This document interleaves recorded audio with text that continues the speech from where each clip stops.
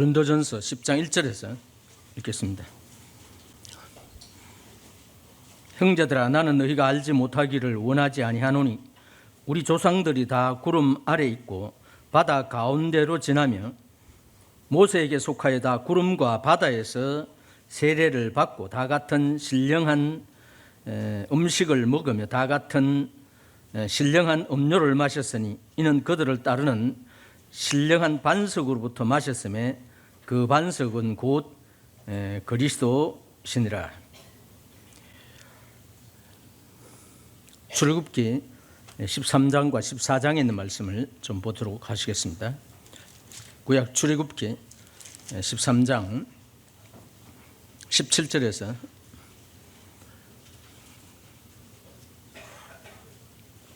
찾으셨어요? 연세 많은 분들은 눈도 어둡고 하니까 안 찾으셔도 됩니다. 그냥 들으시면 돼요. 밝은 분들은 찾으시고. 출애굽기 13장 17절 바로가 백성을 보낸 후에 블레셋 사람의 땅에 길을 가까울지라도 하나님이 그들을 그 길로 인도하지 아니하셨으니 이는 하나님이 말씀하시기를 이 백성이 전쟁을 하게 되면 마음을 돌이켜 애굽으로 돌아갈까 하셨음이니라. 그러므로 하나님이 홍해의 광야 길로 돌려 백성을 인도하심에 이스라엘 자손이 애굽 땅에서 대열을 지어 나올 때에 14장 1절입니다. 여호와께서 모세에게 말씀하여 이르시되 이스라엘 자손에게 명하여 돌이켜 바다와 믹돌 사이에 비하이롯 앞 곧 바알스분 맞은편 바닷가에 장막을 치게 하라. 바로가 이스라엘 자손에게 대하여 말하기를 그들이 그 땅에서 멀리 떠나 광야에서 갇힌 바 되었다 하리라. 내가 바로의 마음을 완악하게 한즉 바로가 그들의 뒤를 따르리니 내가 그와 그의 온 군대로 말미암아 영광을 얻어 애굽 사람들이 나를 여호와인 줄을 알게 하리라 하심에 무리가 그대로 행하니라. 우리는 이 출애굽기 나오는 이 출애굽 말 그대로 애굽에서 나오는 이 사건을 익히 잘 알고 있습니다. 뭐 사건 내용을 전체 설명하려는 것은 아니고 하나님께서 430년 동안 요셉과 그 형제들 그리고 부모 가족들에서 약 75명이 가나안의 흉년의 들물을 인해서 이제 애굽에 내려가서 이제 정착해서 사는데 그것이 자그마치 430년이라고는 긴 시간을 그들의 애굽에서 살았습니다. 요셉이 살아있을 때는 그 바로 왕이 요셉에게 또 그 가족에게 은혜를 베풀었습니다마는 400년이 지나고 나니까 점점점 이스라엘 백성이 많아지니까 통치했던 그 왕이 이대로 두어서는 안 되겠구나. 왜냐하면 점점 자기 백성보다 더 많아지게 되면 감당이 안 되잖아요. 그래서 이들을 그렇게 두어서는 안 되겠다. 그래서 그들에게 이제 노역을 시키고 심지어 여자들에게는 사내 아이를 놓으면 무조건 죽이고 여자아이만 살리라고 하는. 그래서 이제 산파들에게 부탁하기를 너희가 유대 여자들이 아기를 놓을 때 그 조산을 도와주게 될 때 여자아이면 살리고 사내아이면 죽이라 했죠. 그런데 이 산파들이 하나님을 두려워함으로 인해서 오히려 사내아이를 살렸어요. 그리고 그 왕에게 변명하기를 유대인들이 여자들이 전부 건강하기 때문에 우리가 뭐 도와주러 가기도 전에 이미 아기를 낳았기 때문에 자기들 어떻게 할 수 없다 했어요. 그래서 이제 그 왕이 지혜를 짜가지고 무조건 사내아이를 놓으면 요단강에 나일강에 버려서 죽게 하는 그런 엄명을 내리고 있는 것을 보게 됩니다. 이러한 그 사건을 통해서 이제 모세가 태어나고 모세가 이제 바로 공주에게 눈에 띄어서 바로 공주의 아들로서 이제 신분을 이제 살아가는 하나님께서는 이 모세를 이스라엘 백성의 지도자로 이제 생각하고 그를 보호해 주셨던 것을 이제 보게 됩니다. 이제 모세를 통해서 바로 앞에 서서 10가지의 재앙을 내리는데 그 마지막 재앙이 유월절입니다. 유월절의 뜻은 보고 넘어간다는 그런 뜻이죠. 하나님의 재앙이. 이 마지막 재앙 때에 하나님께서는 이스라엘 백성들에게 양을 잡아서 자기들이 먹을 집안에 서먹고 그 피를 좌우설주와 임방에 발라라.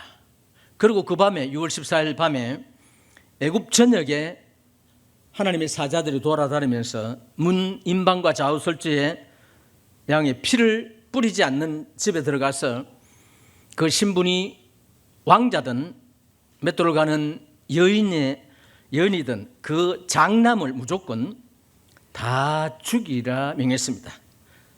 짐승들도 첫째 난 것은 아마 다 죽이라 했겠죠. 그러므로 인해서 그날 밤에 애굽 전역에 큰 통곡이 일어났습니다.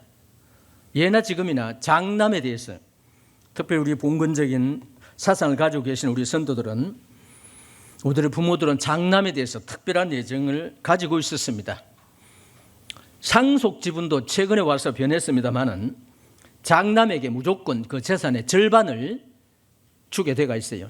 이 부모가 상속을 제대로 나누지 않고 갑자기 돌아가시게 되면 법적 상속 지분이 있습니다. 그래서 이제 장남에게는 2분의 1, 그 다음에 자녀가 얼마나 많든지 간에 뭐 아들에게 조금 더 가고 딸에게, 또 결혼한 딸은 좀 덜 가고 결혼 안 한 딸에게는 지분이 조금 더 주는 아주 복잡한 그러한 그 상속 지분이 있습니다. 최근에는 그렇지 않죠. 아버지가 돌아가시게 되면 그 재산, 부동산, 어머니에게는 1.5배, 그 외에 아들, 딸, 결혼했던 아들 상관에서 1:1로 해서 법적 상속이 됩니다. 제가 알고 있는 대로는. 그래서 이제 이 우리나라뿐만 아니라 특별히 이 유대인들에게도, 아니 이때 당시에 애굽인들에게도 아마 그와 같은 법이 정해져가 있을 거예요. 장남에게는 거의 재산의 전부를 다 주는, 그러므로 장남이 가지고 있는 것, 그래서 성경에는 이 장남을 가리켜서 내 기력의 시작이다 그렇게 표현합니다. 그 가정을 대변하는 것입니다. 그렇기 때문에 장남은 엄청난 지분을 가지게 됩니다. 애굽인의 그 유월절 때에 장남이 죽었다는 것은 사실상 하나님 앞에서 보면 모든 애굽인이 죽은 것과 같은 것입니다. 그 다음에 이스라엘 백성들은 유월절을 통해서 장남이 죽지 않았기 때문에 비록 장남만 죽지 않은 것이 아니라 엄밀한 의미에서 이 유대인들 전체가 그 죽음의 공포에서 벗어나게 된 것입니다. 이와 같은 이 유월절을 통해서 이제 이스라엘이 구원을 받게 되는 과정이 나오죠. 다른 9가지 재앙을 내렸을 때는 바로가 끄떡도 안 하더니만은 마지막 장남을 치는, 장자를 치는 그 재앙을 통해서 완전히 손을 들었죠. 백기를 들고 이스라엘 백성들에게 너희가 원하는 대로 다 나가라. 전에는 뭐 짐승만 데려가라. 또 장정은 두고 애들은 두고 가라. 이런 여러 가지 조건이 있었습니다만은 장남이 죽자마자 모든 애굽에 심한 통곡이 일어나면서 바로뿐만 아니라 그 모든 신하들이, 그 백성들이 저 유대인을 이대로 계속 잡아두면 우리 모두가 죽겠구나, 그런 현상이 나타났잖아요. 그래서 이제 그들을 내보내는 것입니다. 이들이 이제 급하게 유월절을 위해서 이제 떡을 반죽하는데 그 반죽하는 그것을 이제 짊어지고 이제 길냥식입니다. 한 달 먹을 것도 아니고 열흘 먹을 것도 아닙니다. 급하게. 그리고 하나님께서 이스라엘 백성들에게 너희가 애굽인들에게 각종 보석을 구하라. 그래서 이제 보석을 구할 때 애굽인이 아깝지만은 그대로 뒀다가는 자기들 다 죽을 것이니까 원하는 대로 다 주었습니다. 물론 그 보석의 대다수는 광야에서 이스라엘 백성들이 성막을 짓는 데 필요한 물건들이 되었다는 것을 우리가 기록을 통해서 알고 있습니다. 여하튼 하나님께서 이스라엘 백성들을 인도해서 모세를 통해서 어디로 인도하느냐, 오늘 읽었던 내용을 보면 홍해의 길을 건너게 하는 것입니다. 홍해를. 왜냐? 이들이 홍해 길을 건너지 않고 다른 길로 가게 되면 다른 이방 광야에 살고 있는 민족들과 싸움을 통해서 아이고 이거 이래 가지고는 안 되겠구나 하고 애굽으로 다시 도망갈까 해서 도망가는 그 길을 차단하기 위해서 하나님께서는 이 홍해의 길을 홍해를 건너도록 유도하는 것을 보게 됩니다. 바로가 이스라엘 백성을 보내놓고 그것도 신학을 가만히 생각하니까 너무 아깝거든요. 60만 명, 장정만 60만 명입니다. 그들을 노예로 부리고 있었어요. 엄청난 자산이잖아요.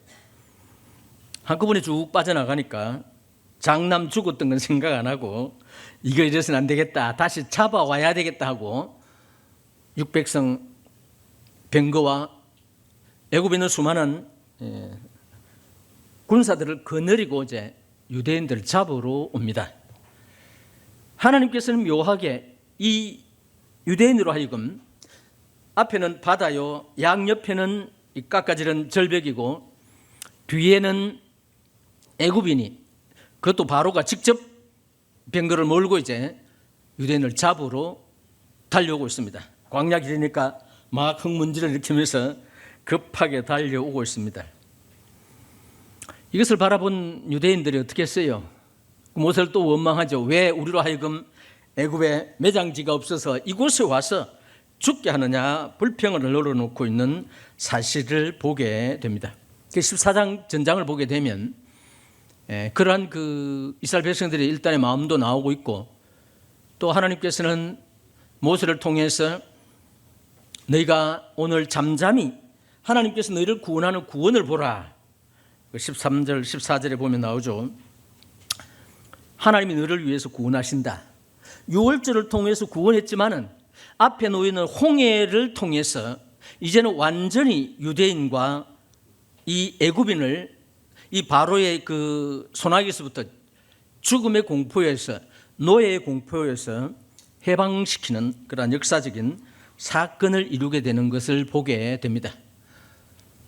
앞에는 홍해고 좌우에는 산이 가로막혀 있고 뒤에는 바로가 이제 그들을 다 잡기 위해서 손살같이 달려오고 있는 그 광경, 앞으로 도망갈 수도 없고 옆으로 도망갈 수도 없고 뒤로 더더구나 도망갈 수 없는 이러한 그 애굽인의 유대인들의 그 상황을 우리가 이제 상상해 볼 수가 있습니다. 하나님은 왜 이들을 그 홍해 앞에 도달하게 하고 더 이상 물러설 곳도 없는 곳으로 몰아가셨느냐 하면, 하나님의 뜻은 홍해를 건넌 이스라엘 백성들이 다시는 돌이켜 애굽으로 들어가지 못하게 그 길을 차단하신 것입니다. 이것이 지금 출애굽기 13장과 14장에서 우리에게 주어지는 교훈 중에 하나입니다. 고린도전서 10장에서는 이스라엘 백성들이 그 홍해를 통해서, 바다와 홍해를 통해서 무엇을 받았다 그랬어요? 세례를 받았다, 그런 표현을 씁니다. 이스라엘 백성들이 홍해를 건너고 나서 30절에 보면은 그날에 여호와께서 이같이 이스라엘을 애굽 사람의 손에서 구원하심에 이스라엘이 바닷가에서 애굽 사람들이 죽어 있는 것을 보았더라. 이스라엘이 여호와께서 애굽 사람들에게 행하신 그 큰 능력을 보았으므로 백성이 여호와를 경외하며 여호와와 그의 종 모세를 믿었더라. 물론 일시적인 현상입니다만 여하튼 홍해를 건너게 되었을 때에 이스라엘 백성들은 모세가 지팡이를 홍해를 가르쳤을 때에 바다의 물이 양쪽으로 갈라졌습니다. 그리고 이스라엘 백성들이 충분히 건너갈 수 있는 넉넉한 길이, 대로가 형성이 되었습니다. 그것을 통해서 이스라엘 백성이 건너가게 되었고, 바다물은 좌우에 뭐가 됐다 그랬어요? 벽이 되었더라, 그런 표현합니다. 이스라엘 백성들은 좌우에 벽이 된 그 바다 속에 난 그 길을 통해서 걸어갑니다. 이게 실제적인 이제 출애굽입니다. 그런데 그들이 그 바다를 통과하게 될 때에 좌우에 벽이 의미하고 있는 바가, 물의 그 벽이 의미하고 있는 바가 뭐냐? 언제든지 물은 어떻게 돼요? 합쳐질 수 있다는 것을 보여준 것입니다. 그래서 그들은 이제 그 홍해를 건넜습니다. 건너자마자 바로의 모든 군인들이 이제 동일하게 그 길을 통해서 이스라엘 백성들을 잡기 위해서 옵니다. 물론 바로에게서는 이스라엘 백성이 정확하게 보이지 않았어요. 앞에 행하던 그 구름이 뒤로 물러가므로 이스라엘 백성들에게는 빛이 되었지만은 애굽인들에게는 흑암이 되었다, 그렇게 표현합니다. 캄캄한 가운데, 지책을 분간할 수 없는 그런 가운데 소리만 듣고 잡으러 가야 되겠다고 겁 없이, 어쩌면 그들은 홍해가 갈라져서 좌우에 벽이 된 것도 모르고 있을지도 모릅니다. 그들이 모두가 홍해에 들어가게 되자 하나님께서는 물을 어떻게 했어요? 합쳐버렸습니다. 그래서 단 한 사람도 홍해에 들어간 애굽인은 바로를 위시해서 살지를 못했다고 하는 것이 출애굽기 13장, 14장에 기록되어 있는 한 역사적인 사건입니다. 이 역사적인 사건에 대해서 오히려 하나님께서는 사도 바울을 통해서 그것을 정확하게 해석을 해주고 있죠. 형제들아, 나는 너희가 알지 못하기를 원치 않으노니 우리 조상들이 구름 아래 있고 바다 가운데를 지나며 모세에게 속하여 구름과 바다에서 세례를 받고 다 같은 신령한 음식을 먹으며 다 같은 신령한 음료를 마셨다. 구약에 이제 물론 모든 성경은 예수 그리스도에 관해서 기록했습니다만은 구약의 여러 가지 이 큼직한 역사적인 사건들은 신약에 살고 있는 우리들에게 시사하는 바가 대단히 큽니다. 그렇다고 구약 기록된 모든 내용들이 다 예수 그리스도를 상징한다든지 우리에게 어떤 영적인 교훈을 준다든지 그렇지만은 않습니다. 그러나 이 유월절과 이 홍해를 건너는 이 사건은 우리가 예수 그리스도를 믿고 구원받는 그 과정, 주님을 유월절의 어린 양이다 그렇게 표현했잖아요. 또 주님은 유월절 때에 십자가에 달려 돌아가셨습니다. 이것은 구약 이스라엘 백성들이 일어났었던 하나의 역사적인 사건임에도 불구하고 주님은 그 시기에 맞추어서 십자가에 돌아가셨던 것입니다. 그리고 주님이 죽으신 지 3일 만에 이제 장사 지낸 바 되었다가 3일 만에 부활했습니다. 로마서에서는 주님이 죽으실 때에 우리들도 함께 죽고, 주님이 장사 지낸 바 되었을 때 모든 인류도 함께 장사한 바 되고, 주님이 죽은 자 가운데 부활하게 될 때에 모든 인류도 예수 그리스도와 함께 부활했다고 하는, 그것을 아주 짧은 단어로 표현하기를 세례다 그렇게 표현했습니다. 자, 우리가 예수 그리스도를 개인의 구주로 영접하고 간증을 하고 이제 검증을 받고 나서 세례를 받게 됩니다. 이 세례는 단순한 세례가 아닙니다. 이 세례의 의미는 물론 예수 그리스도와 함께 죽고 함께 묻힘받고 함께 부활하게 되었다는 것을 나타내는 것입니다만, 엄밀한 의미에서 세례란 장사 지내는 것입니다. 무엇을 장사 지내냐?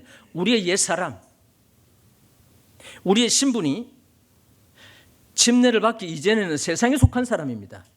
그러나 침례를 받고 난 이후로는 세상에 속한 사람이 아니고 하나님에게 속한 하나님의 백성이 되는 것입니다. 그래서 세례라고 하는 그 예식을 통해서 우리의 신분에 변화된 것을 입증하기를 원했습니다. 세례받음으로 하나님을 향해서 하나님, 저도 이제 하나님의 백성입니다. 성도를 향해서는 어떻게 말합니까? 나도 이제 성도들과 동일한 신분을 가진 하나님의 자녀들입니다. 말 그대로 성도입니다 하는 것을 나타내는 예식입니다. 지난번에도 이제 침례를 받았습니다만은, 제가 목회를 한 40년 하고 여하튼 구원받고 난 이후로 한 60년 동안 여러 침례 예식에 참여했습니다. 저도 이제 상담을 하고 침례 질의문답을 하고, 저 혼자뿐만 아니라 몇몇 분들이 이분은 정말 구원받은 그리스도인입니다. 그래서 우리가 어떻게 할까요? 침례를 줍시다. 그래서 침례를 줍니다. 침례를 주기 전에 침례의 의미하는 바가 무엇인지를 계속 설명을 합니다. 이것은 신분이 바뀌는 것이다.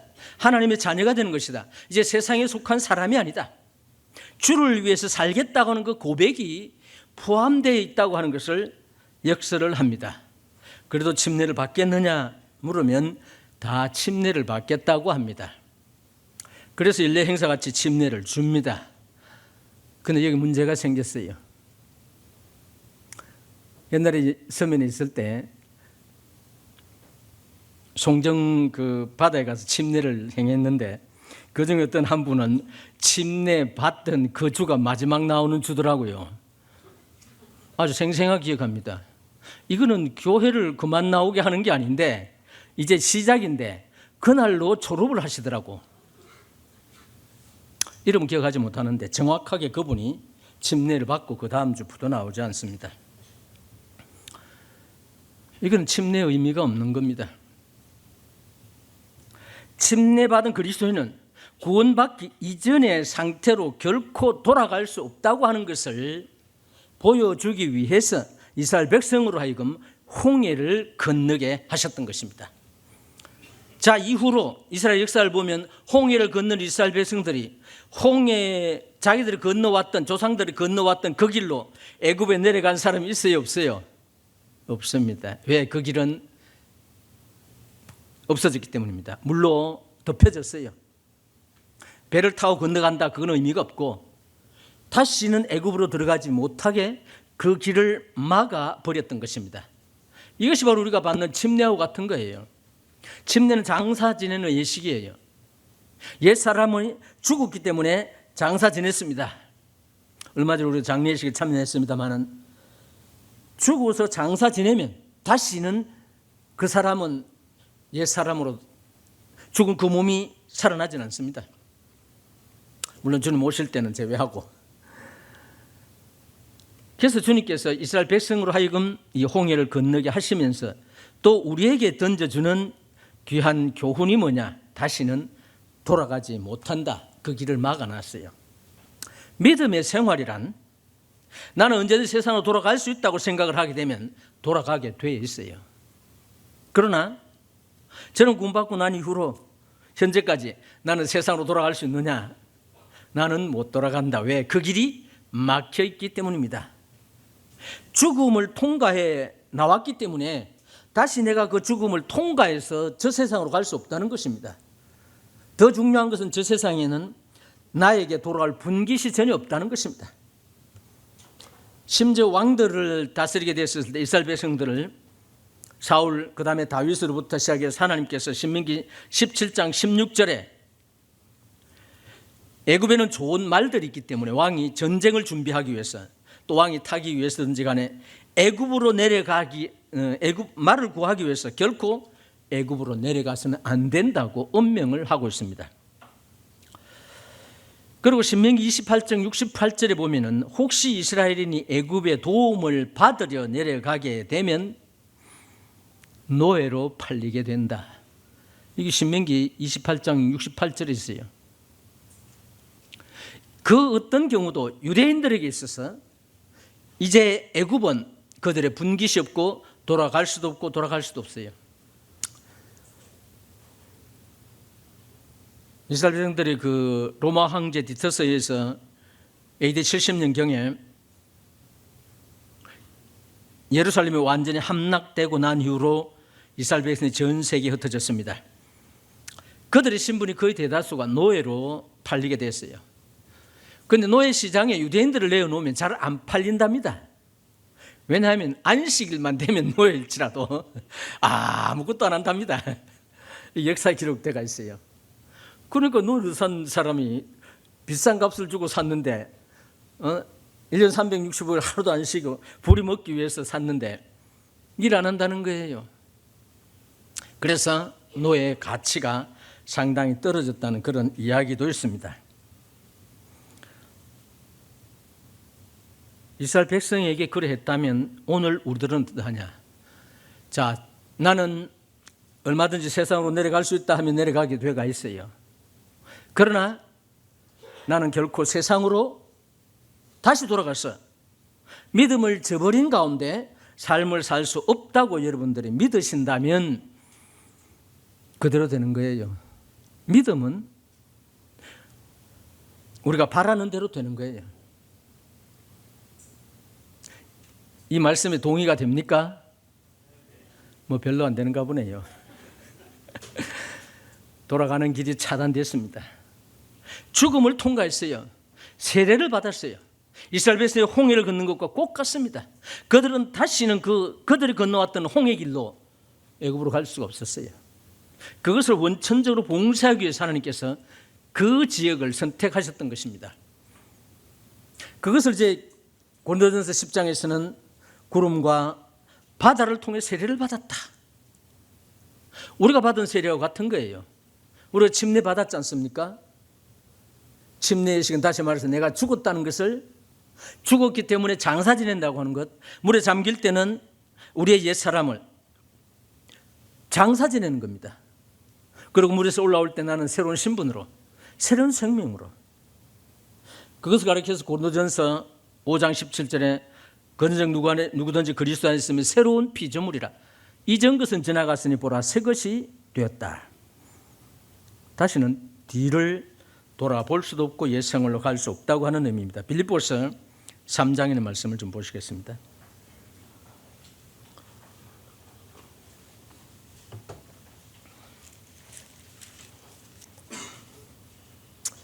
(3장 7절부터) 빌립보서 3장 7절. 그러나 무엇이든지 내게 유익하던 것을 내가 그리스도를 위하여 다 해로 여길 뿐더러 또한 모든 것을 해로 여기면 내 주 그리스도 예수를 아는 지식이 가장 고상하기 때문이라. 내가 그를 위하여 모든 것을 잃어버리고 배설물로 여기면 그리스도를 얻고 그 안에 발견되려 함이니 이는 내가 가진 의는 율법에서 난 것이 아니오 오직 그리스도를 믿음으로 말미암는 것이니 곧 믿음으로 하나님께서 난 의라. 내가 그리스도와 함께 그의 부활의 권능과 고난의 참여함을 알고자 하여 그의 죽으심을 본받아 어떻게 하든지 죽은 자 가운데서 부활에 이르려 하노라. 내가 이미 얻었다 함도 아니요 온전히 이루었다 함도 아니라 오직 내가 그리스도 예수께 잡힌 바 된 그것을 잡으려고 달려가노라. 형제들아, 난 아직 내가 잡은 줄로 여기지 아니하고 오직 한 일 즉 뒤에 있는 것을 잊어버리고 앞에 있는 것을 잡으려고 표대를 향하여 그리스도 예수 안에서 하나님이 위에서 부르신 부름을 상을 위하여 달려가노라. 그러므로 누구든지 우리 온전히 이룬 자들은 이렇게 생각할지니 만일 어떤 일에 너희가 달리 생각하면 하나님이 이것도 너희에게 나타내시리라. 오직 우리가 어디까지 이르렀든지 그대로 행할지니라. 모든 구원받은 그리고 성숙한 그리스도인들도 지나온 뒤의 것을 잊어버리라는 겁니다. 그리스도의 삶은 항상 앞에 있는 표대를 향해서 나아가는 것입니다. 앞을 향해서 전진하는 거예요. 그것이 세상을 향해 나가는 것이 아니고 그리스도를 향해서 나아간다는 것이죠. 하나님께서 위에서 부르신 부름의 상을 위해서 달려간다. 우리가 신앙생활은 앞에 있는 표대를 향해서 그리스도를 향해서 달려가는 것입니다. 이러한 사실을 염두에 두시면 우리가 뒤로 돌아갈 길이 없다면 앞으로만이 걸어가야 되는 거예요. 이스라엘 백성들은 광야 40년 동안 수많은 난관이 부딪힐 때마다 그들은 돌아가려고 시도를 했습니다. 가장 결정적인 것은 가데스 바네아에서 12명의 정탐꾼을 40일 동안 가나안을 정탐하게 하고 돌아왔었을 때에 10명은 그 가나안 땅, 자기 조상 아브라함과 이삭과 야곱에게 약속한 그 땅은 젖과 꿀이 흐른다. 땅에서 젖과 꿀이 흐른다는 거예요. 옥토라는 말입니다. 그것만은 사실입니다. 에스골 골짜기에서 큰 포도송이를 대봉인지는 잘 모르겠어요. 거봉이라고 합니까? 같이 큰 포도를 한 줄기 따서 장대에 끼워가지고 두 사람이 메고 이스라엘 백성들에게 왔어요. 이 소산이 이와 같은 것입니다. 그러나 그곳에 진을 치고 있는 백성은 너무나 장대합니다. 아낙 자손들도 있습니다. 너무나 그들이 크고 힘이 있어 보이기 때문에 우들은 메뚜기 같이 보였습니다. 10사람이 그렇게 보고를 했어요. 그런데 여호수아와 갈렙은 동일한 가나안을 정탐하고 10사람이 본 것을 동일하게 보았습니다. 그렇죠? 다 봤어요. 강대하고 힘이 세고 다 보았어요. 그러나 여호수아와 갈렙이 뭐라 했습니까? 그들은 우리의 무엇이라고요? 밥이다. 밥은 어떻게 합니까? 우리가 먹는 거예요. 이거 얼마나 믿음이 강한 겁니까?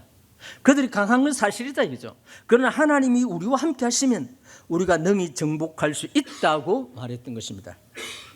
이 사건이 일어나자 그 이스라엘 백성들이 10사람의 말을 믿는 겁니다.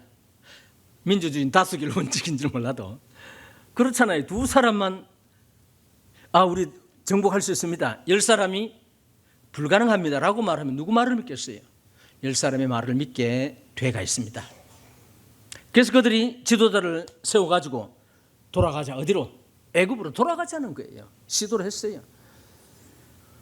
그래서 하나님께서 징계를 하셔서 그들을 죽이셨던 그 광경을 우리가 잘 알고 있습니다. 돌아갈 길이 없어요. 죽임을 당하니까 또 이제 우리가 이제 가나안으로 가겠습니다 라고 또 이제 시도를 하는 그런 광경을 보게 됩니다. 제가 오늘 이 말씀을 드리는 이유는 충분히 이해하셨으리라 믿습니다. 우리는 돌아갈 수가 없어요. 우리는 믿음을 가진 자입니다. 이 믿음은 정상적인 그리스도인의 삶을 살아가는 데에만 필요한 겁니다. 또 그 믿음은 우리로 하여금 능히 정상적으로 생활할 수 있도록 도와주는 거예요. 마가복음 9장 23절에도 승리의 비결은 믿음에 있다고 말하고 있고, 우리가 잘 알고 있는 요한일서 5장 4절과 5절에 보면은 우리가 세상의 모든 유혹을 이길 수 있고 세상을 이기는 이기면 이것이니 무엇이라고요? 믿음이다. 그 믿음은 예수 그리스도를 믿는 모든 그리스도인에게 있습니다. 특별한 사람에게 주어지는 믿음이 아니에요. 구원받고 침례받은 모든 그리스도인들에게는 그 믿음이 주어져 있습니다. 돌아갈 길이 없어요. 앞으로만 가야 됩니다. 세상으로 우리의 분깃이 없어요. 우리는 세상에 속한 사람이 아닌 것입니다. 요한일서에 우리는 하나님께 속했지만 이 세상은 악한 자 안에 처한 것이다.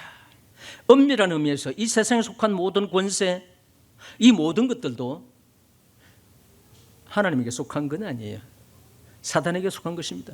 공중의 권세 잡은 자 마귀가 이 세상의 영계를 지배하고 있습니다.